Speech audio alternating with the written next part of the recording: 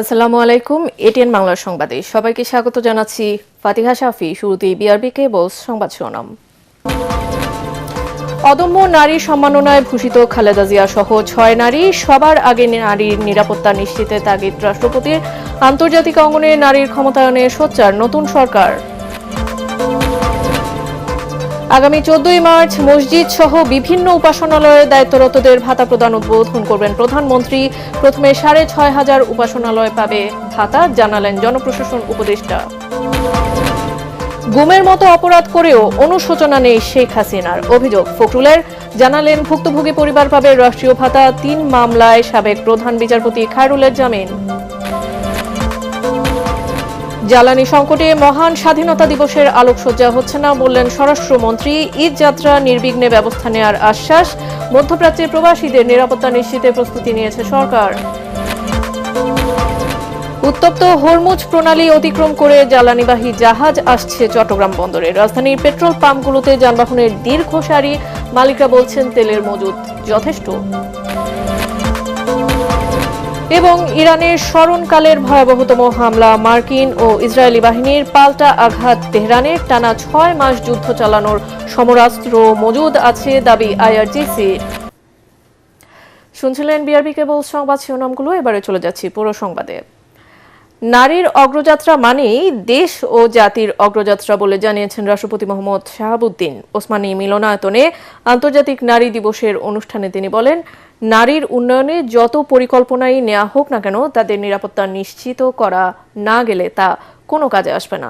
অনুষ্ঠানে প্রধানমন্ত্রী তারেক রহমানের স্ত্রী জুবাইদা রহমান বলেন, বাংলাদেশের প্রতিটি নারী ও কন্যা শিশুর উজ্জ্বল ভবিষ্যৎ নির্মাণে কাজ করতে হবে। অনুষ্ঠানে প্রয়াত প্রধানমন্ত্রী বেগম খালেদা জিয়া সহ ৬ বিশিষ্ট ব্যক্তিত্বকে অদম্য নারী সম্মাননা প্রদান করেন রাষ্ট্রপতি। বিস্তারিত জানাচ্ছেন ইয়াসিন রানা। আজকের পদক্ষেপ আগামীর ন্যায় বিচার সুরক্ষিত হোক, নারী ও কন্যার অধিকার প্রতিপাদ্যে পালিত হচ্ছে এবারের আন্তর্জাতিক নারী দিবস। এদিন সাবেক প্রধানমন্ত্রী বেগম খালেদা জিয়া সহ ৬ জনকে অদম্য নারী পুরস্কার দেওয়া হয়। খালেদা জিয়ার পক্ষে পুরস্কার গ্রহণ করেন তার নাতনি জাইমা রহমান। অনুষ্ঠানে বিশেষ অতিথির বক্তব্যে জুবাইদা রহমান বলেন, নারীদের কল্যাণে অগ্রণী ভূমিকা পালন করেছিলেন সাবেক প্রধানমন্ত্রী বেগম খালেদা জিয়া। সেই পথ অনুসরণ করেই নারী ও কন্যা শিশুর উজ্জ্বল ভবিষ্যৎ গড়তে কাজ করতে হবে। নারী যখন এগিয়ে যায় তখন একটি জাতিও এগিয়ে যায়। বাংলাদেশও এমন একটি দেশ হবে যেখানে প্রতিটি নারী ও কন্যা শিশু নিরাপদ, মর্যাদাবান এবং সম্ভাবনাময় উজ্জ্বল ভবিষ্যতের অধিকারী হবে। প্রধান অতিথির বক্তব্যে নারী শিক্ষা ও নারীদের উন্নয়নে বেগম খালেদা জিয়ার অবদান তুলে ধরেন রাষ্ট্রপতি মোহাম্মদ শাহাবুদ্দিন। শহীদ রাষ্ট্রপতি জিয়াউর রহমান যে ভিত্তি স্থাপন করেছিলেন সেটিকে আরও শক্তিশালী ও সময় উপযোগী রূপ দেন দেশনেত্রী বেগম খালেদা জিয়া। তিনি মেয়েদের জন্য প্রাথমিক শিক্ষা বাধ্যতামূলক এবং দ্বাদশ শ্রেণী পর্যন্ত অবৈতনিক শিক্ষা চালু করেন। নারীর উন্নয়নে নিরাপত্তা নিশ্চিতের বিষয়ে আগে নজর দেওয়ার কথা জানান রাষ্ট্রপতি। বর্তমানে সামাজিক হয়রানির পাশাপাশি অনলাইনে নারীর চরিত্র হনন ও সাইবার বুলিং অপরাধ নতুন চ্যালেঞ্জ হিসেবে দেখা দিয়েছে। নিয়ন্ত্রণে সরকার বিশেষ ব্যবস্থা নিচ্ছে বলে আমি জানতে পেরেছি। মোহাম্মদ শাহাবুদ্দিন তরুণ প্রজন্মকে নারীর সমতায় কাজ করার তাগিদ দেন। নারীর অগ্রযাত্রা মানেই দেশ ও জাতির অগ্রযাত্রা। এই সত্য সবাইকে, বিশেষ করে পুরুষতান্ত্রিক সমাজকে অনুধাবন করতে হবে। পরিবার, শিক্ষা প্রতিষ্ঠান, ধর্মীয় সামাজিক নেতৃত্ব, গণমাধ্যম এবং তরুণ প্রজন্মকে সমতার মূল্যবোধে উদ্বুদ্ধ হতে হবে। আগামীর বাংলাদেশকে নেতৃত্ব দিতে প্রতিটি কন্যা শিশুকে যোগ্য করে গড়ে তোলার আহ্বান জানান রাষ্ট্রপতি মোহাম্মদ শাহাবুদ্দিন। সেই স্বপ্ন পূরণের ইয়াসিন রানা, এটিএন বাংলা, ঢাকা। আন্তর্জাতিক নারী দিবস উপলক্ষে জাতিসংঘ সহ সকল আন্তর্জাতিক ফোরামে নারীর ক্ষমতায়নে আরও ঘনিষ্ঠভাবে কাজ করবে নতুন সরকার বলে জানিয়েছেন পররাষ্ট্র প্রতিমন্ত্রী শামা ওবায়েদ। জাতীয় প্রেস ক্লাবে আন্তর্জাতিক নারী দিবসের আলোচনায় তিনি বলেন, কূটনৈতিক ও আন্তর্জাতিক সম্পৃক্ততায় নারীদের প্রতিনিধিত্ব আরও বাড়াতে চায় সরকার। এ সময় মিয়ানমারে ফিরে না যাওয়া পর্যন্ত রোহিঙ্গা নারী ও শিশুদের মানসিক ও মানবিক সব ধরনের সহযোগিতা অব্যাহত রাখার কথাও জানান তিনি।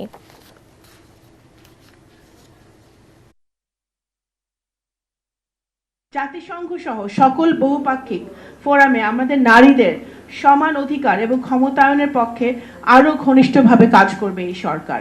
একইভাবে আমরা কূটনীতি এবং আন্তর্জাতিক সম্পৃক্ততায় নারীদের প্রতিনিধিত্ব আরো যাতে বৃদ্ধি পায় সেই লক্ষ্যে সরকার কাজ করবে। মিয়ানমারে নারী ও কন্যা শিশুদের উপর নির্যাতন ও সহিংসতার জন্য জবাবদিহিতা নিশ্চিত করার প্রচেষ্টাও অব্যাহত থাকবে। ইমাম, মুয়াজ্জিন, খাদেম, পুরোহিত, যাজক সহ ধর্মীয় উপাসনালয়ের দায়িত্বরতদের মাসিক সম্মানী দেওয়ার উদ্যোগ নিয়েছে সরকার। মসজিদে প্রতি মাসে দেওয়া হবে 10,000 টাকা, মন্দির, গির্জায় ও বৌদ্ধ বিহারে দেওয়া হবে 8,000 করে। প্রথম অবস্থায় 6,500 ধর্মীয় উপাসনালয়ে ভাতা দেওয়া হবে বলে জানান প্রধানমন্ত্রীর জনপ্রশাসন উপদেষ্টা ইসমাইল জবেউল্লাহ। উদ্বোধন হবে 14ই মার্চ। রিপোর্টে জানাচ্ছেন মাহবুব কবির চপল।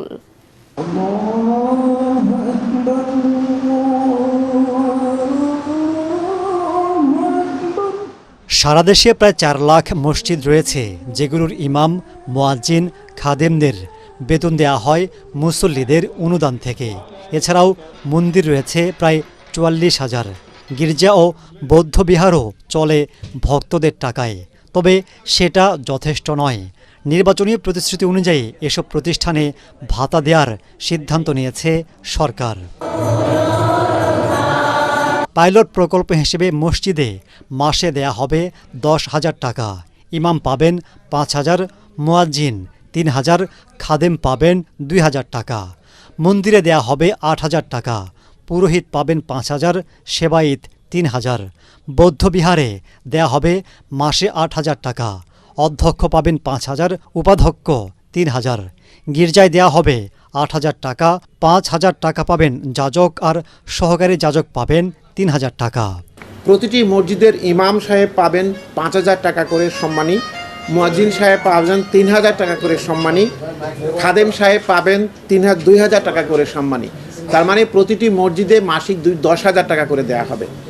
পুরোহিত, মন্দিরের পুরোহিত পাবেন 5,000 টাকা, সেবায়েত পাবেন 3,000 টাকা, বৌদ্ধ বিহারের বিহার অধ্যক্ষ পাবেন 5,000 টাকা এবং বিহার উপাধ্যক্ষ পাবেন 3,000 টাকা, গির্জার যাজক পাবেন 5,000 টাকা এবং সহকারী যাজক পাবেন 3,000 টাকা। এছাড়া প্রতি বছর ঈদুল ফিতর ও ঈদুল আজহাতে 1,000 টাকা করে এবং দুর্গাপূজা, বুদ্ধ পূর্ণিমা ও বড়দিনে সংশ্লিষ্ট পুরোহিত, সেবায়েত, বিহার অধ্যক্ষ, বিহার উপাধ্যক্ষ, যাজক ও সহকারী যাজকদেরকে 2,000 টাকা করে উৎসব ভাতা প্রদান করা হবে।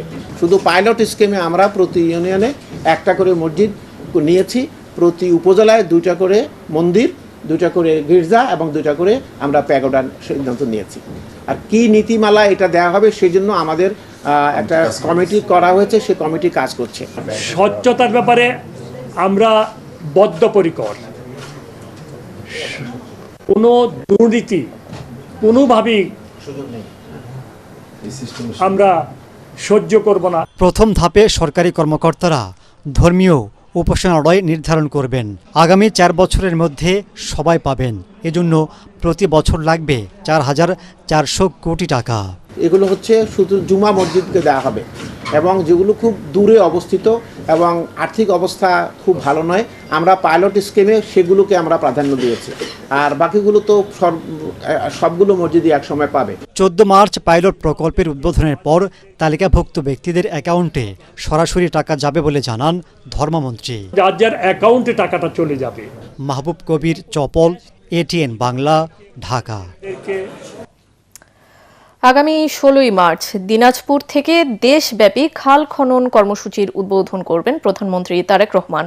দিনাজপুরের বলরামপুর সাহাপাড়া এলাকায় কর্মসূচির পরিদর্শন শেষে একথা বলেন পানি সম্পদ মন্ত্রী শহীদ উদ্দিন চৌধুরিয়ানী। তিনি জানান, এই খাল খননের মাধ্যমে জনগুরুত্বপূর্ণ এবং জনদাবি অনুযায়ী কর্মসূচি যখন শেষ হবে তখন জলাবদ্ধতা দূর হবে। এর সুফল পাবে কৃষকরা। খনন প্রক্রিয়ায় স্বচ্ছতায় মন্ত্রী বলেন, কোনোভাবেই দুর্নীতিকে প্রশ্রয় দেওয়া হবে না। খাল খনন এবং পুনঃখননের যে কর্মসূচি 16ই মার্চ দিনাজপুরের সাহাপাড়া, এই খালটি পুনঃখননের মধ্য দিয়ে উদ্বোধন করবেন মাননীয় প্রধানমন্ত্রী জনাব তারেক রহমান। এই খাল খননের মাধ্যমে জনগুরুত্বপূর্ণ এবং জনদাবি অনুযায়ী আমরা এই কর্মসূচিটা যখন শেষ করব, আমাদের এই এলাকার সাধারণ মানুষ সুবিধা পাবেন, উপকার পাবেন। গুম, খুন, মানুষ হত্যার পরও পতিত স্বৈরাচার শেখ হাসিনার কোনো অনুশোচনা নেই। উল্টো বিদেশে বসে দেশকে অস্থিতিশীল করার চক্রান্ত করে যাচ্ছেন বলে অভিযোগ স্থানীয় সরকার মন্ত্রী মির্জা ফখরুল ইসলাম আলমগীরের। মায়ের ডাক সংগঠনের উদ্যোগে প্রামাণ্য চলচ্চিত্রের উদ্বোধনে তিনি বলেন, গুম খুনের মতো ভয়াবহ পরিস্থিতি আর যাতে ফিরে না আসে তা নিশ্চিত করতে হবে। মন্ত্রী জানান, গুমের শিকার ব্যক্তির পরিবারকে রাষ্ট্রের পক্ষ থেকে ভাতা দেওয়ার উদ্যোগ নেওয়া হবে। রিপোর্ট মইনুল হাসানের।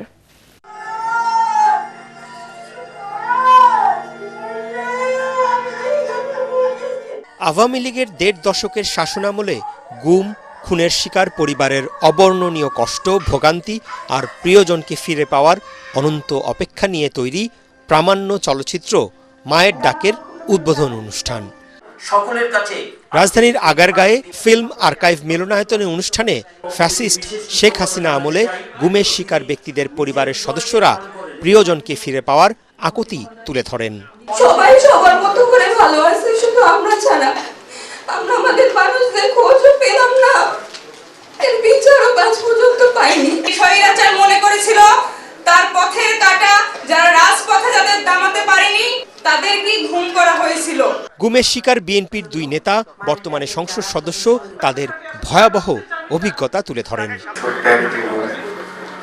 কবরের মতো নির্যাতনের পরে 10 থেকে 12 দিন আমার ওইভাবে চেঞ্জ ছিল না। যে অত্যাচার আমাদের উপরে হয়েছে, এই ধরনের অত্যাচার আর কারো উপরে আমরা হতে দেব না। আমরা সেই গুম খুনের রাজনীতি, আমরা সেই হত্যার রক্তাক্ত বাংলাদেশের রাজনীতি এবং পরিবেশ আর দেখতে চাই না। অনুষ্ঠানের প্রধান অতিথি স্থানীয় সরকার মন্ত্রী মির্জা ফখরুল ইসলাম আলমগীর বলেন, দেশবাসী গুমের মতো জঘন্য ঘটনার পুনরাবৃত্তি দেখতে চায় না। ভবিষ্যতে আমরা যেন কখনো এই ধরনের পরিস্থিতি না পড়ি যেখানে এই শিশুরা বলবে যে আমার বাবাকে হাত ধরে মৃত্যু। সবচেয়ে খারাপ লাগে কোথায় জানেন, যে আজকে সেই ফ্যাসিস্ট মহিলার বিদেশে বসে এতটুকু অনুশোচনা নেই, সমানে বাংলাদেশ কেন স্থিতিশীল করার চেষ্টা করছে, যেটাকে আমি মনে করি যে একটা যেটা মানবতার বিরুদ্ধে একটা অফেন্স। রাষ্ট্রীয়ভাবে গুমের শিকার ব্যক্তির পরিবারকে ভাতা প্রদানে প্রধানমন্ত্রীকে চিঠি লেখার কথা জানান বিএনপি মহাসচিব ও স্থানীয় সরকার মন্ত্রী। আমার মনে হয় যে আমাদের ফোকাসটা এখন হওয়া উচিত পরিবারগুলোকে বাঁচাতে হবে, তাদের সন্তানদেরকে শিক্ষিত করতে হবে, তাদেরকে উপযোগী করে তুলতে হবে। 24-এর গণঅভ্যুত্থানে শেখ হাসিনা সরকারের পতনের পর গুম, বন্দীদের নির্যাতন সেল, আয়নাঘরের মতো বিষয়গুলো তৎকালীন অন্তর্বর্তী সরকার জনসম্মুখে প্রকাশ করে। মইনুল আহসান, এটিএন বাংলা, ঢাকা।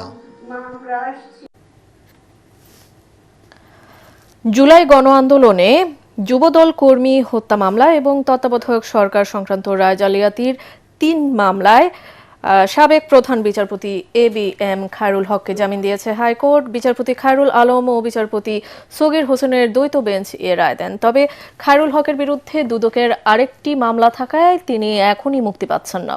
গত বছরের 24শে জুলাই সাবেক এই প্রধান বিচারপতিকে তার ধানমন্ডির বাসা থেকে গ্রেফতার করে পুলিশ। পরে তাকে জুলাই আন্দোলনে যুবদল কর্মী আব্দুল কাইয়ুম আহাদ হত্যা মামলায় গ্রেফতার দেখানো হয়। এছাড়া তত্ত্বাবধায়ক সরকার সংক্রান্ত রায় জালিয়াতির অভিযোগে গত বছরের অগস্টে তার বিরুদ্ধে আলাদা 3টি মামলা হয়। গত বছরের 4 অগস্ট প্লট জালিয়াতির অভিযোগে দুদকও একটি মামলা করে খায়রুল হকের বিরুদ্ধে।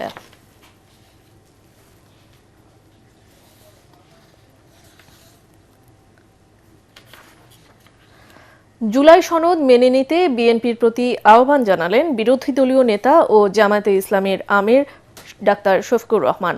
রোববার রাজধানীর কাকরাইলে এক ইফতার মাহফিলে একথা বলেন তিনি। জাতীয় নির্বাচন প্রসঙ্গে হতাশা জানিয়ে তিনি বলেন, জাতির প্রত্যাশা পূরণে একটি সুযোগ নষ্ট হয়েছে।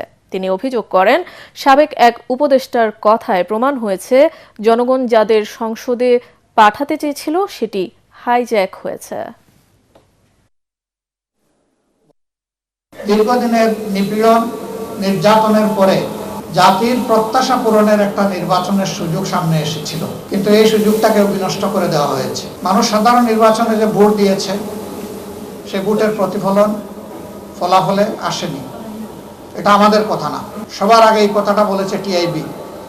একজন উপদেষ্টাও সেই একই কথা একই সুরে বলেছে। জনগণ যাদেরকে জাতীয় সংসদে তাদের প্রতিনিধি হিসাবে পাঠাতে চেয়েছে ভোটের মাধ্যমে, সেই ভোটের ফলাফলকে হাইজ্যাক করা হয়। জ্বালানি সংকটে 26শে মার্চ মহান স্বাধীনতা দিবসের আলোকসজ্জা করবে না বলে সিদ্ধান্ত নিয়েছে সরকার। স্বরাষ্ট্রমন্ত্রী সালাউদ্দিন আহমদ এই তথ্য দিয়ে বলেন, ঈদযাত্রা নির্বিঘ্ন করতে সব ধরনের ব্যবস্থা নেওয়া হয়েছে। আসন্ন লম্বা ছুটিতে নিরাপত্তার কোনো শঙ্কা নেই।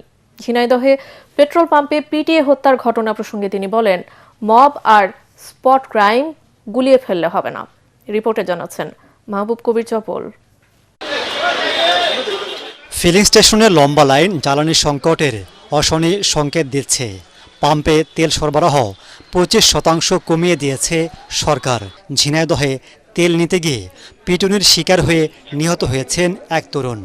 মধ্যপ্রাচ্যের অস্থিরতার প্রভাব ছড়িয়ে পড়েছে গোটা বিশ্বে, এজন্য সাশ্রয়ের সিদ্ধান্ত নিয়েছে সরকার। সচিবালয়ে আইনশৃঙ্খলা সংক্রান্ত বৈঠকে সিদ্ধান্ত হয় 26শে মার্চ আলোকসজ্জা না করার।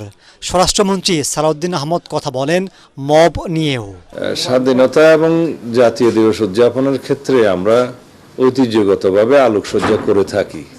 তো এইবার একটা গুরুত্বপূর্ণ সিদ্ধান্ত হয়েছে উদ্ভূত পরিস্থিতিতে এবং যাতে ফুয়েল ক্রাইসিস না হয় এবং কৃচ্ছতা সাধন করতে পারি, সেজন্য আমরা দেশব্যাপী এই দিবস উপলক্ষে কোনো আলোকসজ্জা করা হবে না। সমস্ত বিষয়গুলোকে মবের সাথে তুলনা করলে হবে না। কিছু কিছু বিচ্ছিন্ন ঘটনা আছে।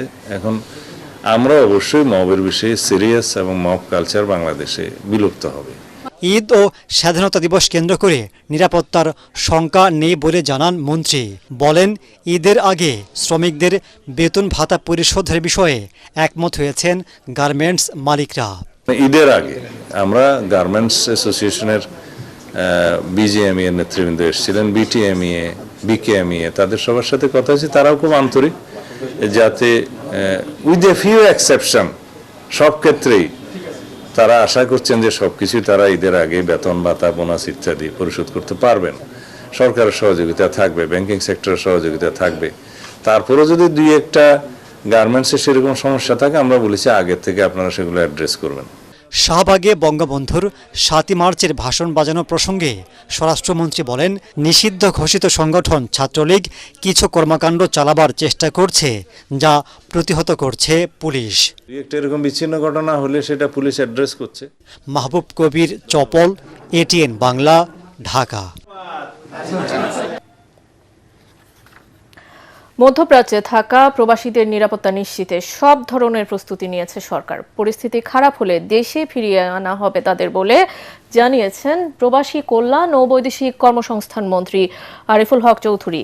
সিলেট জেলা প্রশাসকের কার্যালয়ে আইনশৃঙ্খলা কমিটির সভা শেষে সাংবাদিকদের এসব কথা বলেন তিনি। মন্ত্রী বলেন, যুদ্ধের কারণে আরব দেশগুলোতে কর্মরত প্রবাসী শ্রমিকদের যাতে কোনো প্রকার অসুবিধা না হয় সেজন্য প্রবাসী কল্যাণ ও পররাষ্ট্র মন্ত্রণালয়ের সমন্বয়ে মনিটরিং সেল গঠন করা হয়েছে। এছাড়া মধ্যপ্রাচ্যে শ্রমবাজার বন্ধ হলেও অন্যান্য দেশে যাতে শ্রমিক পাঠানো যায় সে ব্যবস্থা করার আশ্বাস দিলেন প্রবাসী কল্যাণ মন্ত্রী। আমাদের প্রাথমিক কাজ হচ্ছে মধ্যপ্রাচ্যে আমাদের যে সকল প্রবাসীরা আছে বাংলাদেশি, তাদেরকে সেফ সাইডে রাখা, তাদেরকে লজিস্টিক সাপোর্ট দেওয়া, যদি কোনো ধরনের ওয়ার্স সিচুয়েশনের দিকে যায়, সেক্ষেত্রে আমাদের যদি দেশে আনার বিষয়টা থাকে সেটাও আমাদের মাথায় রাখতে হচ্ছে। কেউ যদি ইনজিওর্ড হয় তাকে চিকিৎসার ব্যবস্থা করা যাচ্ছে। ইনকিলাব মঞ্চের সাবেক মুখপাত্র শরীফ ওসমান হাদি হত্যা মামলার প্রধান আসামি ফয়সাল করিম মাসুদকে গ্রেপ্তার করেছে ভারতের পুলিশ। রোববার পশ্চিমবঙ্গ পুলিশের বিশেষ শাখার সদস্যরা বনগাঁও সীমান্ত এলাকা থেকে তাকে গ্রেপ্তার করে। ভারতীয় বার্তা সংস্থা ANI এর এক প্রতিবেদনে এই তথ্য নিশ্চিত করা হয়েছে। সেখানে বলা হয়েছে, অবৈধভাবে অনুপ্রবেশের অভিযোগে রাহুল ওরফে ফয়সাল করিম মাসুদ এবং আলমগীর হোসেন নামে 2 বাংলাদেশি নাগরিককে গ্রেপ্তার করা হয়েছে। পশ্চিমবঙ্গ পুলিশের স্পেশাল টাস্ক ফোর্সের সদস্যরা রোববার তাদের গ্রেফতার করে।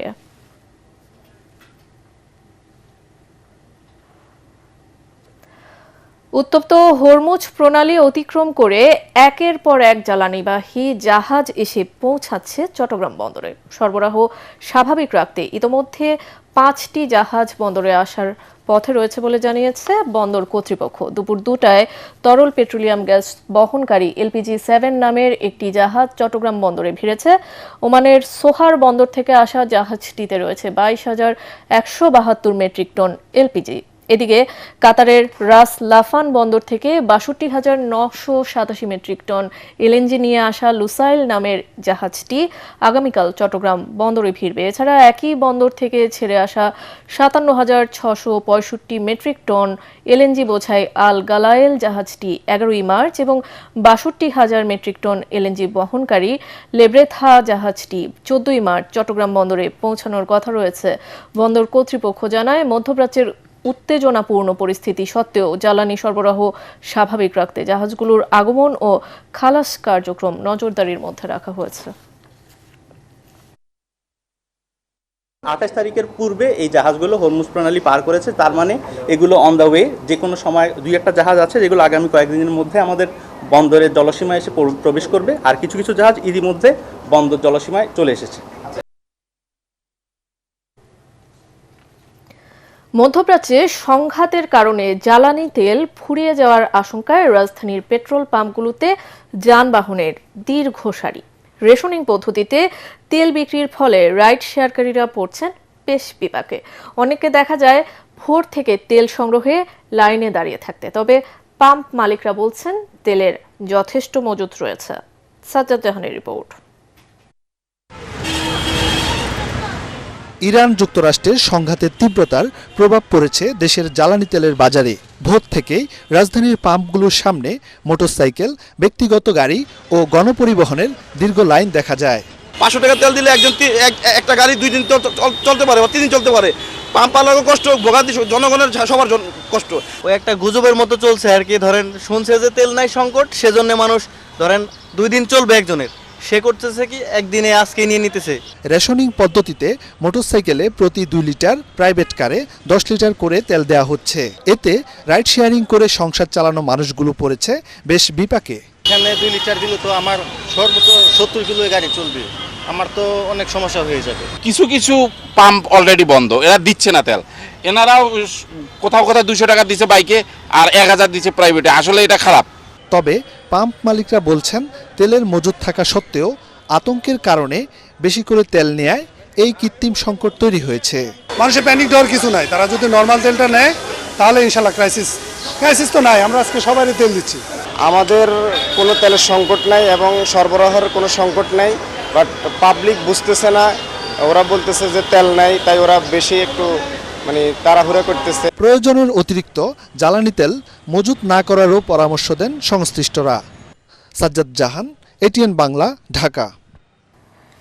ইরানে স্মরণকালের ভয়াবহতম হামলা শুরু করেছে মার্কিন ও ইসরায়েলি বাহিনী। মধ্যরাত থেকেই তেহরানের প্রধান তেল শোধনাগারে তীব্র বিমান হামলায় অন্তত 4 জন নিহত হয়। এছাড়া ইস্পাহান ও মেহরাবাদে বিমানবন্দরে ব্যাপক ধ্বংসযজ্ঞ চালিয়ে অসংখ্য F-14 যুদ্ধবিমান ও আকাশ প্রতিরক্ষা ব্যবস্থা গুড়িয়ে দেওয়ার দাবি করেছে তেল আবিব।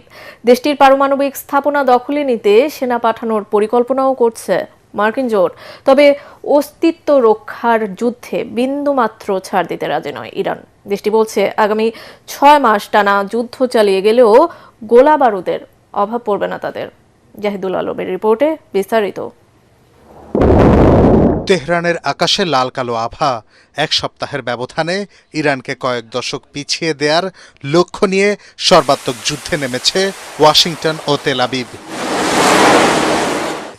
এবার রণকৌশল কেবল সামরিক স্থাপনায় সীমাবদ্ধ নেই। মধ্যরাত থেকে ইরানকে সামরিক ও অর্থনৈতিকভাবে ধসিয়ে দিতে দেশটির তেল শোধনাগার ও জ্বালানি ডিপোগুলোকে টার্গেট করে ইসরায়েলি যুদ্ধবিমান। ইসরায়েলের দাবি, এই জ্বালানি ব্যবহার করেই হিজবুল্লাহ সহ বিভিন্ন গোষ্ঠীকে মদত দিত ইরান। তেহরান অভিযোগ করে নতুন হামলায় পানি লবণমুক্ত করার স্থাপনায়ও হামলা চালিয়েছে যৌথ হামলাকারীরা। তেহরানের রাজপথে অ্যাম্বুলেন্সেও গোলা ফেলে দখলদার জোট। লেবাননেও হামলা অব্যাহত রেখেছে দখলদার বাহিনী। সেখানে মধ্যরাতে চালানো হামলায় একটি হোটেলে 4 জন সহ মোট 41 জন নিহত হন। এদিকে মার্কিন প্রেসিডেন্ট ট্রাম্প বলেন, ইরানের ক্ষেপণাস্ত্র উৎক্ষেপণ সংরক্ষণ কেন্দ্রগুলো প্রায় ধ্বংস হয়ে গেছে। তিনি বলেন, কোনো সমঝোতা নয়, বরং ইরানে শান্তিপ্রিয় এক সরকার প্রতিষ্ঠা করবে ওয়াশিংটন। হরমুজ প্রণালী নিরাপদ বলেও দাবি করেন তিনি। কিছুদিন পর আত্মসমর্পণের জন্য ইরানে কোনো নেতা বেঁচে থাকবে না বলেও ঘোষণা দেন ট্রাম্প। এদিকে ইরানে স্কুলে হামলায় তেহরানকেই দায়ী করেন মার্কিন প্রেসিডেন্ট। একই সাথে আইআরজিসির হাতে মার্কিন সেনা আটকের দাবিও প্রত্যাখ্যান করেন তিনি। অন্যদিকে তেহরানের আকাশের পূর্ণ নিয়ন্ত্রণ দাবি করে ইসরায়েলি প্রধানমন্ত্রী বেনিয়ামিন নেতানিয়াহু বলেন, এই হামলার লক্ষ্য ইরানকে বিভাজন নয়, বরং মুক্ত করা। এদিকে ইরানের হামলায় কুয়েতে নিহত 6 মার্কিন সেনার কফিন যুক্তরাষ্ট্রে পৌঁছেছে। এ সময় মার্কিন সংবাদ মাধ্যমগুলো জানায় 70% আমেরিকান এই যুদ্ধের বিপক্ষে। ইরানও জবাব দিচ্ছে পুরোদমে। দেশটির সামরিক বাহিনী বলছে, আমেরিকা জোটের জন্য এখনও চমক রয়েছে তাদের ভাণ্ডারে। ইসরায়েলের হাইফা তেল শোধনাগার লক্ষ্য করে ক্ষেপণাস্ত্র ছুড়েছে দেশটির বিপ্লবী গার্ড। সৌদি আরবের আকাশেও 15টিরও বেশি ড্রোন ধ্বংসের দাবি করেছে রিয়াদ। কুয়েতের আন্তর্জাতিক বিমানবন্দরে তেল ট্যাঙ্কারে হামলার পর তেল উৎপাদন কমিয়ে দিতে বাধ্য হয়েছে দেশটি। কুয়েতের একটি বহুতল ভবনেও ইরানের হামলায় আগুন জ্বলতে দেখা যায়। একদিকে ইসরায়েল বলছে তারা ইরানকে মুক্ত করতে চায়, অন্যদিকে ইরান বলছে এটি তাদের অস্তিত্বের লড়াই। পাল্টাপাল্টি এই অবস্থানে মধ্যপ্রাচ্যের মানচিত্র বদলে যাবে নাকি বিশ্ব পরাশক্তির পরিবর্তন ঘটবে, তারই অপেক্ষায় পুরো দুনিয়া। জাহিদুল আলম, এটিএন বাংলা। ত্রয়োদশ জাতীয় সংসদ নির্বাচনে ঢাকা 16 এবং ঢাকা 4 ভোট পুনর্গণনার আবেদন শুনানির জন্য গ্রহণ করেছে হাইকোর্ট। একই সাথে ওই 2 আসনের বিজয়ী প্রার্থীকে নোটিশ ইস্যু করে পরবর্তী শুনানির জন্য আগামী 8 জুন ধার্য করা হয়েছে। 2 আসনের ব্যালট পেপার, রেজাল্ট শিট ও অন্যান্য নির্বাচনী সরঞ্জাম ইসিকে হেফাজতে নেয়ার নির্দেশ দিয়েছে উচ্চ আদালত। বিচারপতি জাকির হোসেনের একক বেঞ্চ এ আদেশ দেন। নির্বাচনে কারচুপির অভিযোগ এনে হাইকোর্টে নির্বাচনী ট্রাইব্যুনালে মামলা করেন ঢাকা 16 আসনে বিএনপির প্রার্থী আমিনুল হক এবং ঢাকা 4 আসনে বিএনপি প্রার্থী তানভীর আহমেদ। অন্তর্বর্তী সরকারের সময় নেয়া বিভিন্ন রাষ্ট্রীয় সিদ্ধান্তের নথি নতুন সরকার ওয়েবসাইট থেকে সরিয়ে ফেলেছে বলে অভিযোগ করেছে টিআইবি। রাজধানীর ধানমন্ডিতে সংবাদ সম্মেলনে সংস্থাটির নির্বাহী পরিচালক ডক্টর ইফতেখারুজ্জামান বলেন, এই পদক্ষেপ অনৈতিক ও তথ্য অধিকার আইনের পরিপন্থী। এ সময় তথ্য অধিকার আইন বাস্তবায়নে আন্দোলন গড়ে তুললে সরকারের কাজে স্বচ্ছতা নিশ্চিত হবে বলে মন্তব্য করেন সুজন সম্পাদক ডক্টর বদিউল আলম মজুমদার। ইমদাদুল্লাহ বাবুর রিপোর্ট। তথ্য কমিশন গঠন এবং তথ্য অধিকার আইন 2009-এর প্রয়োজনীয় সংশোধন নিয়ে এই সংবাদ সম্মেলনের আয়োজন করে তথ্য অধিকার ফোরাম। এতে বক্তারা বলেন, তথ্য অধিকার নিশ্চিতে তথ্য কমিশন থাকলেও এর নিয়োগ প্রক্রিয়া স্বচ্ছ না থাকায় জনগণ সুফল পাচ্ছে না। এটা একটা রিটায়ার্ড সিভিল সার্ভেন্টের পার্কিং জায়গা হয়ে গেছে। যেই সরকার এসছে, যাকে পছন্দ করেছে সেই নিয়োগ দিয়েছে। তথ্য কমিশন গঠনের ক্ষেত্রে কাদেরকে বানাচ্ছেন আপনি, এবং সে কি রাজনৈতিক পরিবর্তনের সঙ্গে সঙ্গে তথ্য করতে বলা হবে, এই সংস্কৃতি থেকে আমরা একটু সরে আসতে চাই। এ সময় সুশাসনের জন্য নাগরিক সুজন সম্পাদক ডক্টর বদিউল আলম মজুমদার বলেন, জনগণের তথ্য অধিকার নিশ্চিতে এই আইন বাস্তবায়নের আন্দোলন গড়ে তুলতে হবে।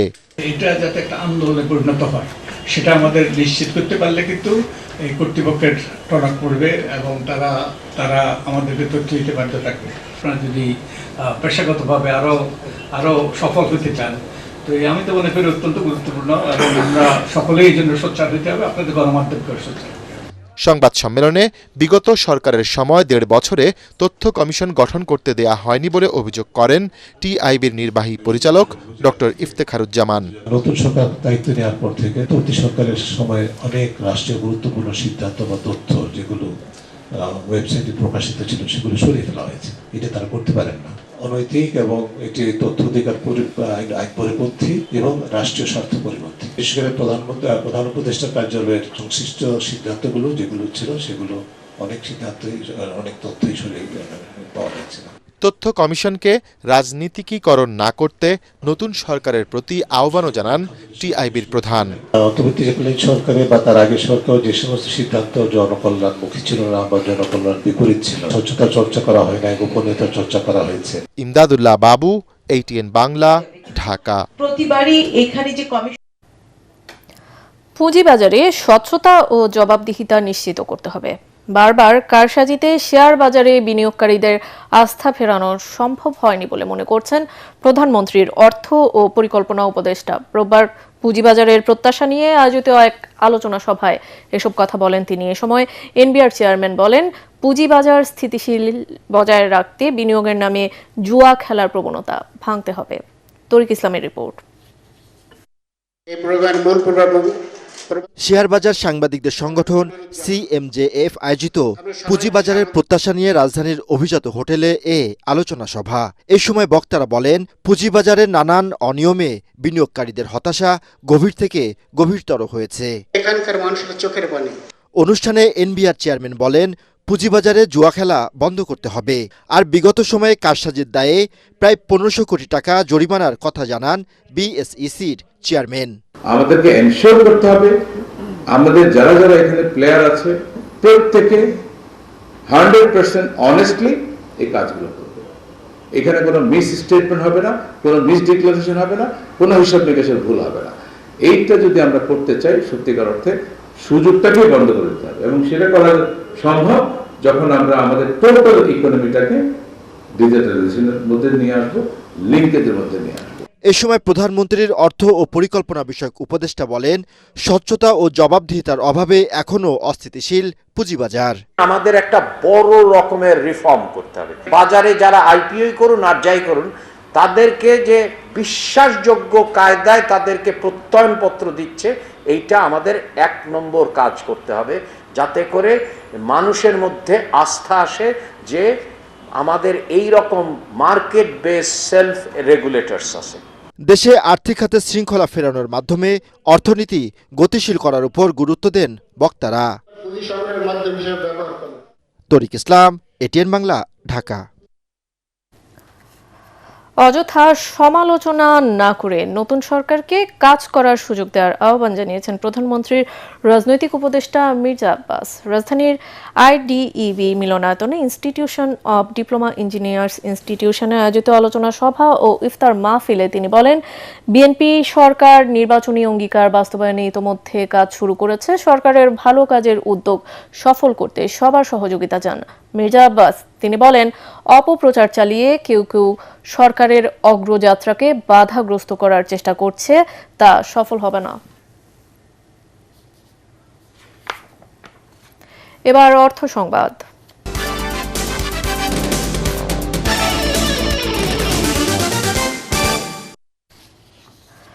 যশোর 2 আসনে নির্বাচনী সহিংসতায় ক্ষতিগ্রস্ত পরিবারগুলোর সাথে দেখা করেছেন সংসদ সদস্য ডাক্তার মোসলেউদ্দিন ফরিদ। এ সময় তিনি নেতাকর্মীদের সঙ্গে নিয়ে ঝিকরগাছা ও চৌগাছা উপজেলার বিভিন্ন গ্রামে ঘুরে ক্ষতিগ্রস্ত মানুষদের ঘরবাড়ি পরিদর্শন করেন এবং ভুক্তভোগীদের সঙ্গে কথা বলেন। 150টি ক্ষতিগ্রস্ত পরিবারের মাঝে খাদ্য সামগ্রী বিতরণ করেন। মুসলিউদ্দিন ফরিদ বলেন, ভোট দেয়া নাগরিকদের গণতান্ত্রিক অধিকার এবং ভোটের কারণে কারো উপর হামলা কোনোভাবেই গ্রহণযোগ্য নয়। একই সাথে দ্রুত অপরাধীদের আইনের আওতায় এনে সাধারণ মানুষের নিরাপত্তা নিশ্চিত করতে প্রশাসনের প্রতি আহ্বান জানান। এর আগে গত 12 ফেব্রুয়ারি নির্বাচনকে কেন্দ্র করে ঝিকরগাছায় অন্তত 100 ও চৌগাছায় 50টি পরিবার হামলা ও ক্ষয়ক্ষতির শিকার হয়। এ পর্যায়ে আন্তর্জাতিক সংবাদ।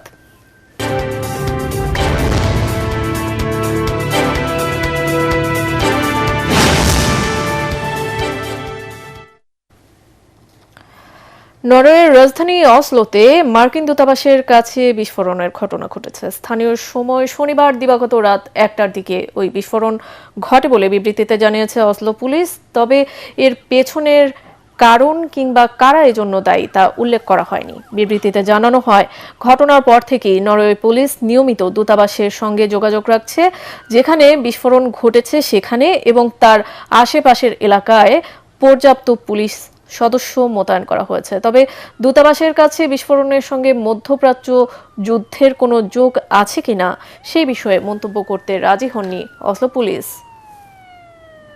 এবার খেলার খবর।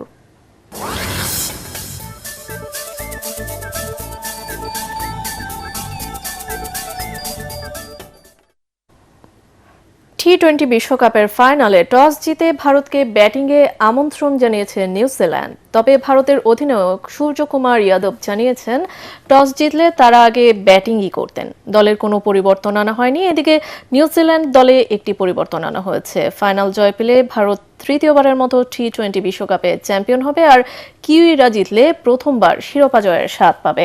আহমেদাবাদেও নরেন্দ্র মোদী স্টেডিয়ামে ব্যাটিং করে শেষ খবর পাওয়া পর্যন্ত যৌথ আয়োজক ভারতের সংগ্রহ বিনা উইকেটে 51 রান।